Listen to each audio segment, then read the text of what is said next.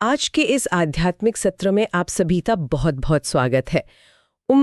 हम आज एक ऐसी गहरी चर्चा करने वाले हैं जो शायद हमारे सोचने के तरीके को पूरी तरह से बदल दे। बिल्कुल, और ये बदलाव कोई छोटा मोटा नहीं होने वाला। हाँ, तो श्रोताओं जरा सोचिए, अगर आपसे कहा जाए कि दुनिया का जो विनाश है वो कोई खौफनाक तबाही नहीं है, बल्कि एक रुकी हुई और जंग खा चुकी मशीन को दोबारा पूरी तरह से रीस्टार्ट करने की प्रक्रिया है। ये एक बहुत ही शक्तिशाली विचार है ना? या फिर ये कि जीवन के तनाव और अशांति से बचने के लिए जब हम आंखें बंद करके दुनिया से कट जाते हैं तो वो कोई असली शांति नहीं है, बल्कि महज एक प्रकार की बेहोशी है। हाँ, अक्सर हम आध्यात्मिकता को सिर्फ अच्छे विचारों या शांति से बैठकर ध्यान लगाने तक ही सीमित कर देते हैं। सही कहा। लेकिन जब हम इन गहराई वाले विषयों में उतरते हैं तो हमें पता चलता है कि असल में ये वास्तविकता के काम करने के तरीके, यानी इसके मैकेनिज्म को समझने के बारे में। बिल्कुल। और आज की हमारी ये गहन चर्चा ठीक इसी दिशा में एक कदम है। आज हमारे पास जो स्रोत सामग्री है वो है 2 मई 2026 की ब्रह्मा कुमारीज की दैनिक साकार मुरली। एक बहुत ही गहरा स्रोत। हाँ, ये कोई सामान्य दार्शनिक लेख नहीं है, बल्कि एक ऐसा पाठ है जो जीवन, मृत्यु, हमारी पहचान और इस पूरे ब्रह्मांडीय नाटक को एक बिल्कुल ही अलग और तार्किक नजरिए से प्रस्तुत करता है। सही कहा आपने। तो हमारे आज के इस सत्र का मुख्य मिशन यह समझना है कि ये अविनाशी यात्रा या रूहानी यात्रा आखिर है क्या। हम इस बात की भी गहराई में जाएंगे कि नई दुनिया की स्थापना का वास्तविक अर्थ क्या है, जो कि बहुत ही प्रासंगिक है आज के समय में। बिल्कुल। और सबसे महत्वपूर्ण बात कि दैनिक जीवन की आपाधापी में एक साक्षी दृष्टा यानी एक डिटैच्ड ऑब्जर्वर की स्थिति कैसे प्राप्त की जा सकती है। तो इस स्रोत की शुरुआत जिस विषय से होती है वो अपने आप में बहुत अनूठा है, रूहानी यात्रा। अच्छा, रूहानी यात्रा। हाँ, आमतौर पर जब हम किसी यात्रा या तीर्थ यात्रा के बारे में सोचते हैं तो हमारे दिमाग में आता है कि हम अपना सामान पैक करेंगे, किसी पवित्र स्थान पर जाएंगे और फिर कुछ दिनों बाद वापस अपने घर लौट आएंगे। हाँ, ट्रिप पर जाना और वापस आना। बिल्कुल, लेकिन यहाँ जिस यात्रा की बात हो रही है वो एक ऐसी यात्रा है जहाँ से मृत्युलोक यानी इस नश्वर और दुख से भरी दुनिया में वापस लौटना ही नहीं पड़ता। अरे वाह, ठीक है। आइए इसे थोड़ा विस्तार से समझते हैं, क्योंकि बिना वापस आए यात्रा पर जाना सुनने में थोड़ा रहस्यमयी लगता है ना? हाँ, थोड़ा अजीब लग सकता है शुरुआत में। तो इसे स्पष्ट करने के लिए स्रोत में एक बहुत ही सुंदर रूपक का उपयोग किया गया है। ये कहता है कि हम सभी मूल रूप से चेतना या आत्माएं हैं जो इस विशाल विश्वरूपी नाटक में अपना पाठ या भूमिका निभा रही हैं। एक बहुत बड़ा स्टेज। बिल्कुल। और ये जो हमारा भौतिक शरीर है ये केवल एक कपड़े या कॉस्ट्यूम के समान है। ये बिल्कुल एक थिएटर अभिनेता की तरह है। हाँ, बहुत सटीक उपमा है ये। कल्पना कीजिए, एक अभिनेता मंच पर जाता है। कभी वो एक महान राजा की पोशाक पहनता है, कभी किसी साधारण भिखारी की। लेकिन जब नाटक खत्म होता है और वो बैक स्टेज जाता है तो क्या वो अपनी पोशाक उतरने पर रोता है? बिल्कुल नहीं रोता, क्योंकि उसे बैक स्टेज जाते ही याद आ जाता है कि वो वास्तव में कौन है। बिल्कुल। वो उस कॉस्ट्यूम से परे एक अलग ही व्यक्ति है। बिल्कुल। और इस उदाहरण को अगर हम 84 जन्मों की चक्र पर लागू करें तो स्रोत का मुख्य संदेश बहुत स्पष्ट हो जाता है। मतलब ये कपड़ों वाली बात 84 जन्मों पर लागू होती है। हाँ, आत्मा इस विशाल नाटक में अलग अलग शरीर रूपी पुराने कपड़े बदलती रहती है। समस्या तब शुरू नहीं होती जब अभिनेता कॉस्ट्यूम पहनता है। तो फिर कब होती है? समस्या तब शुरू होती है जब अभिनेता ये भूल जाता है कि वो सिर्फ एक अभिनेता है। ओहो, मतलब वो कॉस्ट्यूम को ही सच मान लेता है। बिल्कुल, वो उस राजा या भिखारी की पोशाक को ही अपनी असली पहचान मान बैठता है और मनुष्य स्वयं को शरीर समझने की यही भूल कर बैठते हैं। अच्छा। और जब यह स्मृति वापस आती है कि हम अशरीरी आत्मा हैं, तब व्यक्ति के दृष्टिकोण में एक बहुत बड़ा और बुनियादी बदलाव आता है। लेकिन एक मिनट रुकिए, अगर मैं ये मान भी लूं कि ये शरीर सिर्फ एक कॉस्ट्यूम है तो इसे असल जिंदगी में लागू करना तो बहुत मुश्किल है ना? हाँ, व्यावहारिक रूप से ये एक चुनौती लगती है। मतलब क्या इसका अर्थ ये है कि हमें अपने रिश्तों से, अपने परिवार से पूरी तरह कट जाना चाहिए? क्या ये थोड़ा रूखा या भावनाहीन नहीं हो जाएगा? ये सवाल बहुत लोग पूछते हैं, क्योंकि स्रोत में इसे मोहजीत बनना कहा गया है। लेकिन ये मोहजीत बनने की प्रक्रिया असल में काम कैसे करती है? ये एक बहुत ही स्वाभाविक सी उलझन है। मोहजीत बनने का मतलब रूखा या पत्थरदिल होना बिल्कुल नहीं है। इसका अर्थ है लगाव या अटैचमेंट से मुक्त होना। अटैचमेंट से मुक्ति, अच्छा। हाँ, देखिए, जब आप किसी को केवल एक शरीर के रूप में देखते हैं तो आप उससे मोह करते हैं, जो अंततः दुख का कारण बनता है, क्योंकि शरीर तो नश्वर है। ये तो है, शरीर तो हमेशा नहीं रहेगा। लेकिन जब आप ये समझ जाते हैं कि सामने वाला भी एक अभिनेता है, एक आत्मा है जो सिर्फ अपना पार्ट निभा रही है, तो आप उस आत्मा से एक शुद्ध और बिना शर्त वाला प्रेम कर पाते हैं। वाह, ये तो बहुत ही सुंदर विचार है ना? स्रोत बताता है कि आत्मा का आत्मा के साथ जो शारीरिक मोह हो गया है, उसे तोड़कर एक परमपिता परमात्मा के साथ संबंध जोड़ना ही इस ज्ञान का असली सार है। एक परमपिता के साथ कनेक्शन। हाँ, इस समय दुनिया को जीवनबंध धाम या रावण राज्य कहा गया है, जहां हर व्यक्ति किसी न किसी शारीरिक या मानसिक बंधन में फंसा है। तो मोह जीत होना इन्हीं बंधनों से आजाद होना है। समझ गई। तो अगर हम इस ब्रह्मांडीय नाटक की बात कर रहे हैं जहां हम सभी अभिनेता हैं, तो स्वाभाविक रूप से ये सवाल उठता है कि अभी हम इस नाटक के किस अंक या किस एक्ट में चल रहे हैं? बहुत अच्छा सवाल है। क्या हम क्लाइमैक्स के करीब हैं? स्रोत के अनुसार हम बिल्कुल क्लाइमैक्स पर ही हैं। इस वर्तमान समय की अवधि को संगम युग कहा गया है। संगम युग? हाँ, ये एक ट्रांजिशन पीरियड है, एक बहुत ही महत्वपूर्ण संक्रमण काल। कलयुग, जिसे अंधियारा या अज्ञानता का समय कहा गया है, उसका अंत हो रहा है और राम राज्य यानी सतयुग की शुरुआत होने वाली है। मतलब एक युग से दूसरे युग का मिलन। बिल्कुल, यह वो समय है जहां पुराना दृश्य हट रहा है और नया दृश्य मंच पर आने के लिए तैयार है। अच्छा, और यहीं पर स्रोत में एक ऐसी बात कही गई है जो थोड़ी बेचैनी पैदा कर सकती है। आप विनाश की बात कर रही है ना? हाँ, इसमें लिखा है कि इस नाटक के अंदर विनाश की भारी नूंद है। नूंद यानी एक निश्चित योजना। हाँ, एक अटल योजना। और इस विनाश के लिए केवल मानव निर्मित बॉम्ब्स ही नहीं, बल्कि नेचुरल कैलामिटीज या भयंकर प्राकृतिक आपदाएं भी निमित्त बनेंगी। आगे ये भी लिखा है कि अंत में लोग मच्छरों सदृश शरीर छोड़ेंगे। अब यहाँ बात सच में बहुत दिलचस्प हो जाती है। लेकिन विनाश और मच्छरों की तरह सामूहिक रूप से मरने की बात थोड़ी डरावनी या निराशाजनक नहीं लगती? पहली नजर में तो ऐसा ही लगता है ना? मतलब एक तरफ हम गहरी आध्यात्मिक शांति की बात कर रहे हैं और दूसरी तरफ इतने बड़े पैमाने पर तबाही की। देखिए, अगर आप इसे केवल एक घटना के रूप में देखेंगे तो ये निश्चित रूप से डरावना लगेगा। हाँ, तबाही तो तबाही होती है। लेकिन अगर इसके पीछे के तर्क और विज्ञान को समझें तो नजरिया बदल जाता है।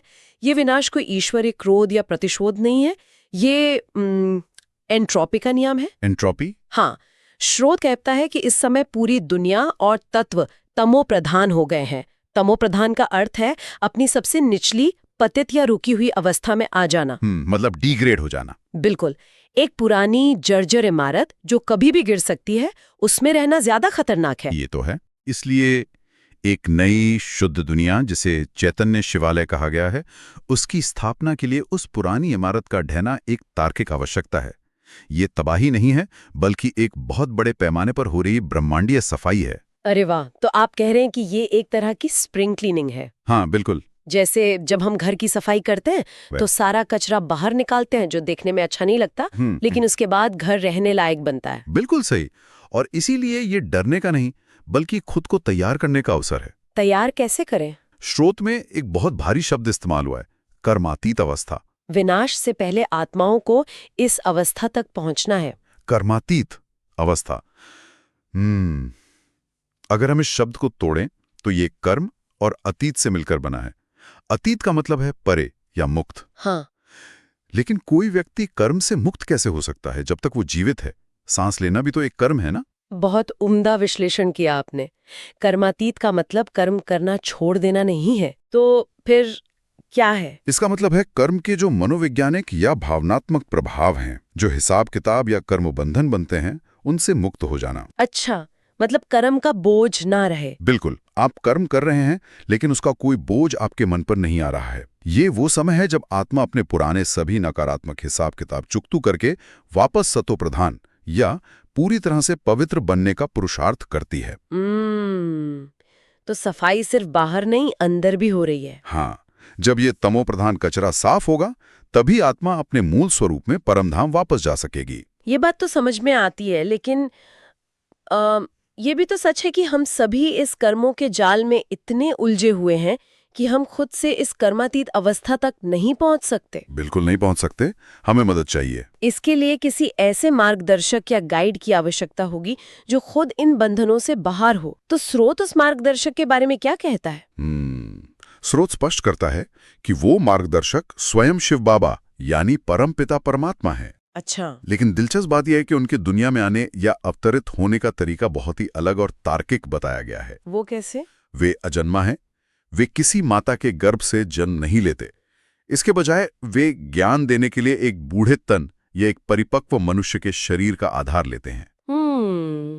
मुझे यहाँ एक बात समझ नहीं आ रही। जी बताइए। दुनिया भर के महाकाव्यों में और कहानियों में जब भी ईश्वरीय शक्तियों के आने की बात होती है तो वे एक प्यारे से बच्चे के रूप में जन्म लेते हैं, उनका बचपन होता है। हाँ, लीलाएं दिखाते हैं। बिल्कुल। तो स्रोत ये क्यों कहता है कि वे गर्भ से नहीं आते और एक बूढ़े तन का ही चुनाव करते हैं? इसका क्या कारण हो सकता है? इसके पीछे सीधा सा कर्म का विज्ञान है। सोचिए, अगर परम पिता परमात्मा किसी माता के गर्भ से जन्म लें तो जीव विज्ञान और कर्म के नियमानुसार वे उस माता पिता के ऋणी हो जाएंगे। ओहो, हाँ, उनका कर्ज चढ़ जाएगा। बिल्कुल, उनका एक परिवार होगा, संबंध होंगे, और वे भी उसी जन्म मरण और कर्म बंधन के चक्र में फंस जाएंगे जिससे वे हमें निकालने आए हैं। ये तो मैंने सोचा ही नहीं था। जो खुद दलदल में उतर गया वो दूसरों को कैसे निकालेगा? सही बात है। इसलिए वे एक मेहमान की तरह अस्थायी रूप से एक परिपक्व शरीर में प्रवेश करते हैं। एक किराए के घर की तरह। हाँ, एक ऐसा शरीर जिसने अपने जीवन के अनुभव पूरे कर लिए हैं ताकि वे बिना किसी बचपन या पारिवारिक बंधनों के सीधे अपना असली काम यानी आध्यात्मिक ज्ञान देना शुरू कर सकें। ये तो बहुत ही तार्किक बात है। और इसी बिंदु से जुड़ी एक और मान्यता है जिसे स्रोत चुनौती देता है। कौन सी मान्यता? दुनिया में लोग भगवान को पतित पावन कहते हैं, यानी जो अपवित्र को पवित्र बनाता है। लेकिन साथ ही लोग ये भी कह देते हैं कि भगवान सर्वव्यापी है, यानी वो कण कण में, हर पत्थर और हर जीव में मौजूद है। और यही स्रोत एक बहुत बड़ा विरोधाभास जाहिर करता है। जरा सोचिए, यदि परमात्मा हर जगह, हर पतित और अशुद्ध चीज में पहले से ही मौजूद है तो फिर वो पतित पावन कैसे हो सकता है? हाँ, लॉजिक तो मैच नहीं कर रहा। बिल्कुल, अगर सारा कचरा ही परमात्मा है तो फिर सफाई करने वाला कौन है? सही कहा। ये तर्क बिल्कुल मेल नहीं खाता। इसीलिए स्रोत स्थापित करता है कि परमात्मा हमेशा से हर जगह नहीं है, बल्कि वो एक निश्चित समय पर सिर्फ इसी संगम युग में आते हैं ताकि इस पतित दुनिया को वापस पावन बना सकें। तो जब हम पावन बनने या शांति की बात करते हैं तो हमारे समाज में ध्यान, योग के कई तरीके प्रचलित हैं।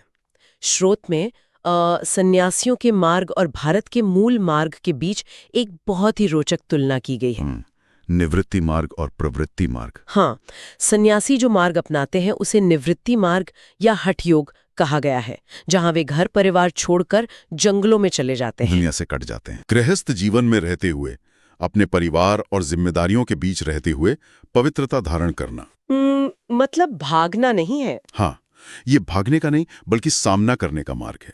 जैसे कमल का फूल कीचड़ में रहता है, चारों तरफ गंदगी होती है, लेकिन उसकी पंखुड़ियां उस कीचड़ से अछूती रहती हैं। ये कमल के फूल वाली बात मुझे आजकल के मेडिटेशन के तरीकों से जोड़ती है। वो कैसे? आपने ध्यान दिया होगा कि आज के समय में जब लोग तनाव से बचने के लिए शांति की तलाश करते हैं तो वो क्या करते हैं? कमरे में बंद हो जाते हैं। हाँ, वे एक शांत कमरे में जाते हैं, आंखें बंद करते हैं और दुनिया से पूरी तरह कट जाने की कोशिश करते हैं। बिल्कुल। स्रोत में इसकी तुलना बहुत ही सटीक तरीके से अनकॉन्शियस या बेहोश होने से की गई है।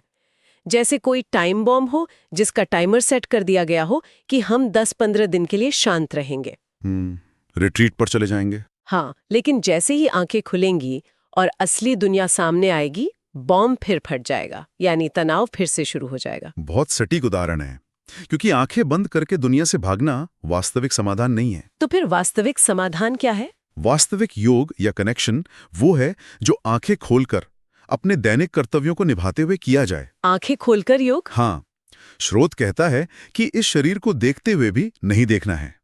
इसका अर्थ है कि आप दुनिया में काम कर रहे हैं, लोगों से मिल रहे हैं, लेकिन आपकी मानसिक अवस्था अपने आप को एक अशरीरी आत्मा समझकर परमात्मा को याद करने की है। अंदर से डिटैच्ड। बिल्कुल, यह एक निरंतर चलने वाली मानसिक स्थिति है ना कि सुबह शाम कुछ मिनटों के लिए की जाने वाली कोई शारीरिक मुद्रा। तो इन सब गूढ़ और गहरी दार्शनिक बातों को समझने के बाद एक सवाल उठता है कि एक व्यक्ति के लिए व्यावहारिक स्तर पर क्या ड्यूटी या सेवा रह जाती है। सेवा। अगर हम सब कुछ समझ गए हैं तो हमें रोजमर्रा की जिंदगी में क्या करना चाहिए? स्रोत सच्ची सेवा के बारे में एक बहुत ही दिलचस्प उदाहरण देता है, बिरला मंदिरों का। हाँ, बिरला मंदिर जो कि लक्ष्मी नारायण के भव्य मंदिर होते हैं। लोग वहां जाते हैं। बिल्कुल। स्रोत कहता है कि लोग वहां जाते हैं, मूर्तियों के सामने सिर झुकाते हैं, माथा टेकते हैं, लेकिन उन्हें ये नहीं पता होता कि ये देवता आखिर थे कौन। उनकी बैक स्टोरी नहीं पता होती। हाँ, और वे इस पूजनीय स्थिति तक कैसे पहुंचे। इसलिए सच्ची सेवा ये नहीं है कि सिर्फ मंदिर बनवाया जाए। तो सच्ची सेवा क्या है?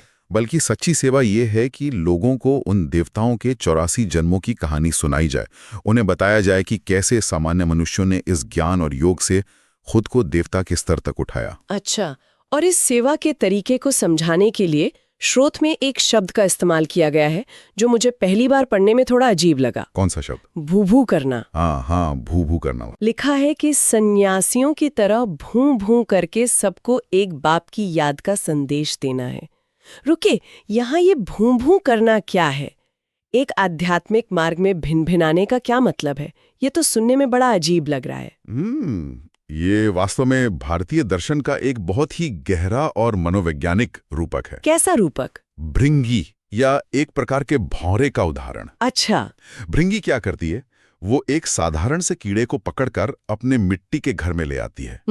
फिर वो उस कीड़े के चारों तरफ लगातार भूं-भूं की आवाज करती है। वो कीड़ा उस आवाज से इतना ग्रसित और भयभीत हो जाता है कि उसका पूरा ध्यान सिर्फ उस भृंगी पर केंद्रित हो जाता है। ओहो। और लगातार उस ध्यान के कारण वो साधारण कीड़ा शारीरिक और मनोवैज्ञानिक रूप से खुद एक भृंगी में बदल जाता है। अरे वाह, तो ये रूपांतरण या ट्रांसफॉर्मेशन का मैकेनिज्म है। बिल्कुल। यानी जब आप लगातार किसी को आध्यात्मिक ज्ञान सुनाते हैं तो वो भूं-भूं की तरह उनके दिमाग में गूंजता है और उनके अंदर भी आध्यात्मिक बदलाव ले आता है। ये तो सच में बहुत ही शक्तिशाली बात है ना? और इसी याद की प्रक्रिया में एक और शब्द आया है, अल्फ। अल्फ। हाँ, अल्फ उर्दू या अरबी वर्णमाला का पहला अक्षर है, जिसे यहाँ परमपिता परमात्मा का प्रतीक माना गया है। स्रोत स्पष्ट कहता है कि सिर्फ इस अल्फ को याद करने से ही आत्मा को स्वर्ग के वर से यानी विश्व की बादशाही का अधिकार मिलता है। सिर्फ अल्फ को याद करने से। लेकिन ये यात्रा इतनी आसान नहीं है। इसमें एक बहुत बड़ी बाधा है जिसे माया कहा गया है। माया, जिसका अर्थ है हमारी अपनी बुराइयां, कमजोरियां, हमारा अहंकार और 5 विकार। बिल्कुल। स्रोत में स्पष्ट लिखा है कि माया कई बार मुंह काला कर देती है या योग की यात्रा में हरा देती है, भटका देती है। यानी जब हम इस आध्यात्मिक मार्ग पर चलने की कोशिश करते हैं तो हमारी पुरानी आदतें और संस्कार हमें वापस नीचे खींचते हैं। इसीलिए अपना चार्ट चेक करना बहुत आवश्यक बताया गया है। चार्ट चेक करना जैसे अकाउंट्स का चार्ट? हाँ, जैसे हम दिन भर के खर्चों का हिसाब रखते हैं, वैसे ही ये देखना कि हम दिन भर में कितने समय तक आत्मा के भान में रहे। और कितना समय हमने देह अभिमान में, ईर्ष्या में या क्रोध में गवा दिया। बिल्कुल, ये स्वयं की ईमानदारी से की गई जांच है। हाँ, खुद से सच बोलना। और इसी चार्ट को बेहतर बनाने के लिए स्रोत के अंत में एक बहुत ही गहरा अव्यक्त इशारा और एक स्लोगन दिया गया है जो पूरे जीवन को देखने का नजरिया बदल सकता है। वो स्लोगन क्या है? स्लोगन है, प्यारे बनने का पुरुषार्थ नहीं, न्यारे बनने का पुरुषार्थ करो तो प्यारे स्वतः बन जाएंगे। प्यारे बनने का पुरुषार्थ नहीं, न्यारे बनने का पुरुषार्थ। आइए इस कंसेप्ट की गहराई में उतरते हैं। बिल्कुल। हम बचपन से सीखते हैं कि हमें सबके साथ अच्छा व्यवहार करना चाहिए, सबको खुश रखना चाहिए ताकि सब हमें प्यार करें। लेकिन यहाँ कहा जा रहा है कि न्यारे बनो, यानी डिटैच्ड बनो। ऐसा क्यों? क्योंकि जब हम दूसरों को खुश करने या प्यारे बनने की कोशिश करते हैं तो हम अक्सर उनकी अपेक्षाओं के गुलाम हो जाते हैं। हाँ, लोगों की उम्मीदों का प्रेशर। हम अपने देह अभिमान के जाल में फंस जाते हैं कि लोग मेरे बारे में क्या सोचेंगे। बिल्कुल। लेकिन न्यारे बनने का अर्थ है साक्षी दृष्टा स्थिति में आना। स्रोत एक बहुत ही कठिन लेकिन व्यवहारिक परिस्थिति का उदाहरण देता है। कैसा उदाहरण? मान लीजिए सेवा के क्षेत्र में कोई बहुत ही अच्छा विद्यार्थी है, लेकिन वो किसी कारण से माया के वशीभूत होकर एंटी या विरोधी हो जाए और आपको डिस्टर्ब करने लगे। तो ये कुछ ऐसा है जैसे आप सिनेमा हॉल में बैठकर कोई बहुत ही सस्पेंस वाली फिल्म देख रहे हैं। अच्छा उपमा है। विलन स्क्रीन पर बहुत बुरे काम कर रहा है, आपको गुस्सा दिलाने वाली बातें कह रहा है, लेकिन क्या आप अपनी सीट से उठकर स्क्रीन के अंदर जाकर उस विलन से लड़ने लगते हैं? बिल्कुल नहीं, हम तो बाहर बैठे हैं। हाँ, नहीं लड़ते ना।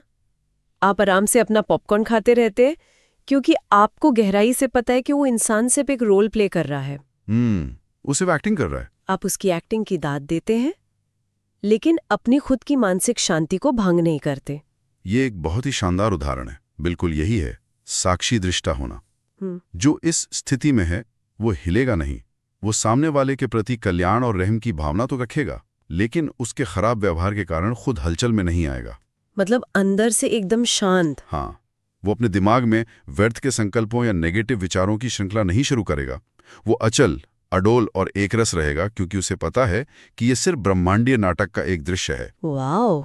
और मजेदार बात यह है कि जब आप इस तरह से शांत और न्यारे रहते हैं तो लोग आपके इस स्थिर स्वभाव से प्रभावित होकर स्वतः ही आपसे प्रेम करने लगते हैं, यानी आप प्यारे बन जाते हैं। यह पूरी चर्चा हमें सच में ये सोचने पे मजबूर करती है कि हम अपने जीवन को, अपने आसपास के लोगों को और खुद की पहचान को किस नजरिए से देख रहे हैं। बिल्कुल, ये एक बहुत बड़ा शिफ्ट है। हाँ, तो श्रोताओं, इस सत्र को समाप्त करते हुए एक विचार जो मुझे लगता है कि हम सभी को अपने साथ लेकर जाना चाहिए। अगर हम अपने दैनिक जीवन की उलझनों में, अपने ऑफिस में या अपने रिश्तों में हर किसी को खुश करने या हमेशा प्यारे बनने की जो अंतहीन और थका देने वाली कोशिशें हैं, उन्हें कुछ पल के लिए छोड़ दें। हाँ, वो प्रेशर हटा दें और उसकी जगह उसी सिनेमा हॉल के दर्शक की तरह सिर्फ एक साक्षी, दृष्टा होकर न्यारे रहकर अपने आसपास की परिस्थितियों को देखें तो क्या होगा?